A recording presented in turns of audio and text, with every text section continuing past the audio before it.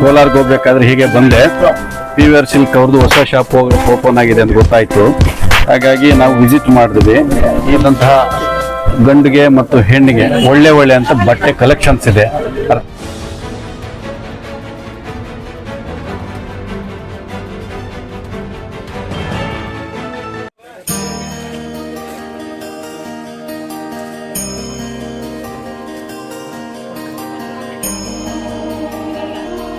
ನಮ್ಮ PVR silk shop ಅಲ್ಲಿ ಎಲ್ಲಾ ರೀತಿಯಾದಂತಹ wedding saris, next Kanjivaram sari, Mysuru silk sari, tissue sari, fancy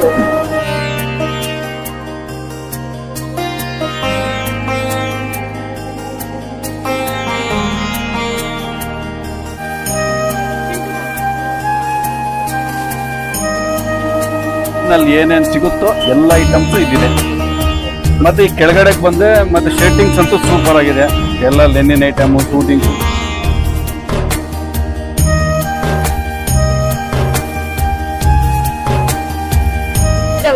Bagepalli circle SFS church ಎದುರುಗಡೆ PVR ಸಿಲ್ಕ್ಸ್ ನೂತನ ಮಳಿಗೆ ಪ್ರಾರಂಭೋತ್ಸವದ ಪ್ರಯುಕ್ತವಾಗಿ ವಿವಿಧ ರೀತಿಯ ಎಲ್ಲಾ ರೀತಿಯ ಗೋಲ್ಡ್. ರೈತರ ಪರ ಹಾಗೂ ಎಲ್ಲ ಸಮುದಾಯಗಳ ಪ್ರತಿಯೊಬ್ಬರಿಗೂ ಪ್ರತಿದಿನ ಹಾಲು ಪ್ರಾಮುಖ್ಯತೆ ಮುಖ್ಯ.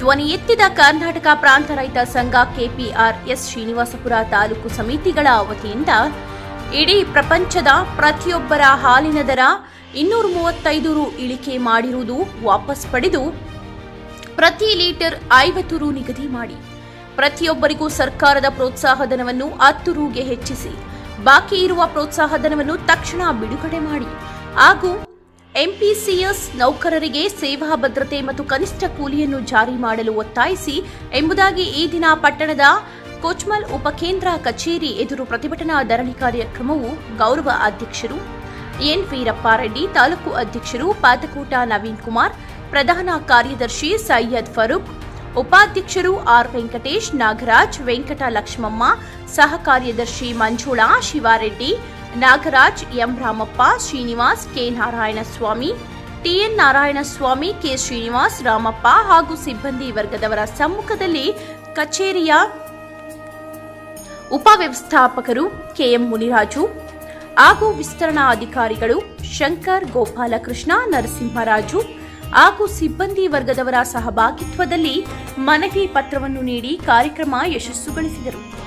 ಈ ಸಂದರ್ಭದಲ್ಲಿ ತಾಲೂಕು ಅಧ್ಯಕ್ಷರು ಪಾತಕೋಟ ನವೀನ್ ಕುಮಾರ್ ಅವರು ಮಾತನಾಡಿ, ಈ ದಿನ ಕಚೇರಿ ಎದುರುಗಡೆ ಧರಣಿ ಮುಖಾಂತರ ಸಂಬಂಧಪಟ್ಟ ಅಧಿಕಾರಿಗಳಿಗೆ ಮನವಿ ಪತ್ರ ನೀಡಿದ ಕೂಡಲೇ ಮೇಲಾಧಿಕಾರಿಗಳು ಗಮನಕ್ಕೆ ತರುತ್ತೇವೆ ಹಾಗೂ ನೀವು ಕೊಟ್ಟಿರುವ ಮನವಿ ಪತ್ರ ಕೂಡಲೇ ಸಂಬಂಧಪಟ್ಟ ಅಧಿಕಾರಿಗಳಿಗೆ ವರದಿಯನ್ನು ರವಾನಿಸುತ್ತೇವೆ ಎಂಬುದಾಗಿ ವ್ಯವಸ್ಥಾಪಕರು KM ಮುನಿರಾಜುರವರು ಆಶ್ವಾಸನೆ ನೀಡಿದರು.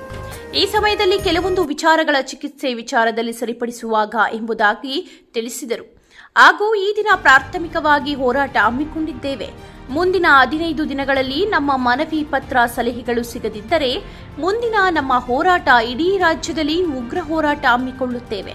ಹೀಗೆ ಹಲವಾರು ವಿಚಾರಗಳು ಎಲ್ಲ ರೀತಿಯ ಸಂಬಂಧಪಟ್ಟ ಅಧಿಕಾರಿಗಳ ಗಮನಕ್ಕೆ ಸಲಹೆಗಳು ಸವಿಸ್ತಾರವಾಗಿ ತಾಲೂಕು ಅಧ್ಯಕ್ಷರು ವ್ಯಕ್ತಪಡಿಸಿದರು. ಹಾಗೂ ರಾಜ್ಯ ಸರ್ಕಾರ ಕೂಡಲೇ ನಮ್ಮ ಮನವಿ ಪತ್ರ ಸ್ವೀಕರಿಸಿ ದೇಶಾದ್ಯಂತ ಎಲ್ಲ ರೈತಾಪಿ ಜನರಿಗೆ, ಜನಸಾಮಾನ್ಯರಿಗೂ ಹಾಲಿನ ದರ ಬಗ್ಗೆ ಗಮನ ಹರಿಸಬೇಕು. ಎಲ್ಲರಿಗೂ ಶುಭ ಸಂದೇಶವನ್ನು ಅತಿ ಶೀಘ್ರದಲ್ಲಿ ನೀಡಬೇಕಾಗಿ ಮತ್ತೊಮ್ಮೆ ಸಂಘದ ವತಿಯಿಂದ ತಿಳಿಸಿದರು. ಹಾಗೂ ಈ ದಿನ ಪ್ರತಿಭಟನಾ ಧರಣಿ ಕಾರ್ಯಕ್ರಮಕ್ಕೆ ಸಹಕರಿಸಿದ ಎಲ್ಲರಿಗೂ ಹಾಗೂ ಪೊಲೀಸ್ ಇಲಾಖೆಯವರಿಗೂ ಸಂಘದ ವತಿಯಿಂದ ಕೃತಜ್ಞತೆಗಳನ್ನು ವ್ಯಕ್ತಪಡಿಸಿದ್ದರು. ಆಸ್ಪತ್ರೆಗಳಲ್ಲಿರ್ತಕ್ಕಂಥ ಏನು ಡಾಕ್ಟರ್ಗಳು ಮತ್ತು ಅಲ್ಲಿನ ಸಿಬ್ಬಂದಿ ವರ್ಗ ತೀವ್ರ ಕಡಿಮೆ ಆಗಿದೆ. ಆ ಸಿಬ್ಬಂದಿ ವರ್ಗವನ್ನ ರಾಜ್ಯ ಸರ್ಕಾರ ನೇಮಿಸಬೇಕು. ಪ್ರತಿ ಹಳ್ಳಿಗೂ ಕೂಡ ಯಾವುದೇ ಸಂದರ್ಭದಲ್ಲಿ ಹೈನುಗಾರಿಕೆಯಲ್ಲಿ, ಪಶು ಸಂಗೋಪನೆಯಲ್ಲಿ ಹೆಚ್ಚು ಕಡಿಮೆ ಆದಂತ ಸಂದರ್ಭದಲ್ಲಿ ರೋಗಾಣುಗಳನ್ನು ತಡೆಗಟ್ಟಲಿಕ್ಕೆ, ಚಿಕಿತ್ಸೆ ಮಾಡಲಿಕ್ಕೆ ಆ ಡಾಕ್ಟರ್ಗಳನ್ನ ಕಳಿಸಬೇಕು. ಇಲ್ಲಿ KLF ನಿಂದ ಕೂಡ ಗುಣಮಟ್ಟದ ಚಿಕಿತ್ಸೆಯನ್ನು ಕೊಡಬೇಕು ಅಂತ ಹೇಳಿ ನಾವು ಮನವಿ ಮಾಡ್ತಾ ಇದ್ದೀವಿ. ಸರ್, ತಮ್ಮಲ್ಲಿ ಒಂದು ಮಾತು, ಈ ಒಂದು ಧರಣಿ ಈ ದಿನ ಮಾಡ್ತಾ ಇದ್ರಲ್ಲ, ಈ ಸಂಬಂಧಪಟ್ಟ ಒಂದು ಡೈರಿ ಕಚೇರಿ ಆ ಒಂದು ಅಧಿಕಾರಿಗಳು ಯಾವ ರೀತಿ ಸ್ಪಂದನೆ ಕೊಟ್ಟು ಆಶ್ವಾಸನೆ ನೀಡಿದ್ರು? ಸರ್ ಇವತ್ತು ನಮ್ಮ ಡಿಮ್ಯಾಂಡ್ಸ್ ಏನೋ 11 ಡಿಮ್ಯಾಂಡ್ಸ್ ಇದಾವೆ. ಇದನ್ನ ಇವತ್ತು KMF ಗೆ ಮತ್ತು ರಾಜ್ಯ ಸರ್ಕಾರಕ್ಕೆ ಕಳ್ಸಿಕೊಡ್ತೇವೆ. ಅಲ್ಲಿಂದ ನಮಗೆ ಏನು ಉತ್ತರ ಬರ್ತದೋ ಅದರ ಆಧಾರದಲ್ಲಿ ನಾವು ನಡ್ಕೊಳ್ಳಿಕ್ಕೆ ತಯಾರಿರ್ತೇವೆ ಅಂತ ಹೇಳಿದ್ದಾರೆ.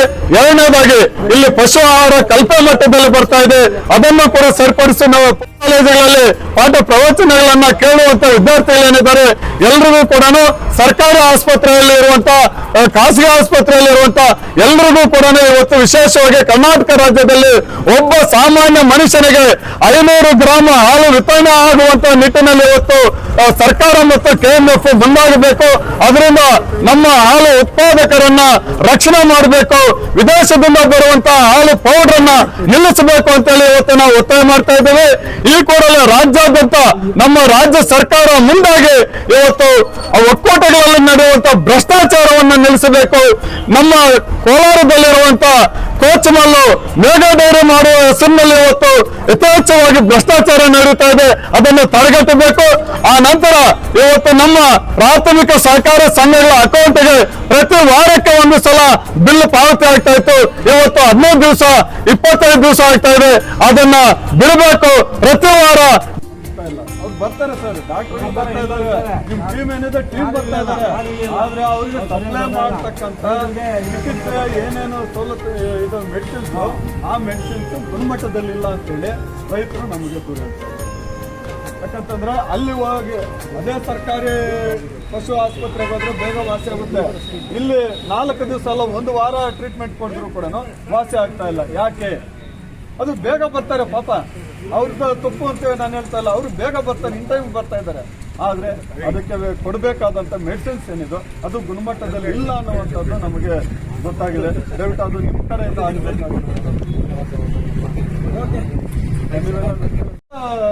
ಕಡಿಮೆ ಆಗಿದ್ದು. ಈಗ ಆ ಸಮಸ್ಯೆ ಇಲ್ಲ, ಗಂಟುರೋಗ ಕಾಯಿಲೆ ಇಲ್ಲ, ಎಲ್ಲವೂ ಆರೋಗ್ಯಕರವಾಗಿದ್ದಾವೆ. ಈ ಸಂದರ್ಭದಲ್ಲಿ ನೀವು ಪಶು ಆಹಾರ ರೇಟು ಜಾಸ್ತಿ ಆಗಿದೆ. 1275 ರೂಪಾಯಿ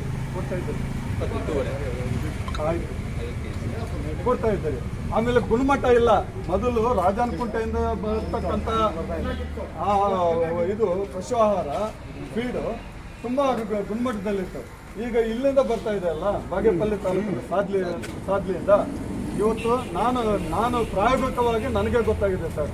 ನಾನು ಪ್ರತಿ ತಿಂಗಳು 1 ಮೂಟೆ ಇಟ್ಕೊಂಡು ಹೋಗಿ ಮೇಕೆಗಳಿಗೆ ಹಾಕ್ತೇನೆ. ಈಗ 2 ತಿಂಗಳಿಂದ ನಮ್ಮ ಮೇಕೆಗಳು ತಿಂತಾ ಇಲ್ಲ ಪಶು ಆಹಾರ. ಇನ್ನು ಹಸು ಯಾಕೆ ತಿಂತದೆ, ಮೇಕೆಗಳ ತಿಂತಾ ಇಲ್ಲ. ನಾವು ಮಾಡುವಂತ ಪಶು ಆಹಾರ ಹಸುಗಳಿಗೆ 12,30,000 ಜನಸಂಖ್ಯೆನೂ ಹೆಚ್ಚಾಗ್ತಾ ಇದೆ ಅಲ್ಲ. ಜನಸಂಖ್ಯೆಯ ಆಧಾರದಲ್ಲಿ ಉತ್ಪಾದನೆ ಹೆಚ್ಚಾದ್ರೆ ಈ ಸಮಸ್ಯೆ ಬರಲ್ಲ.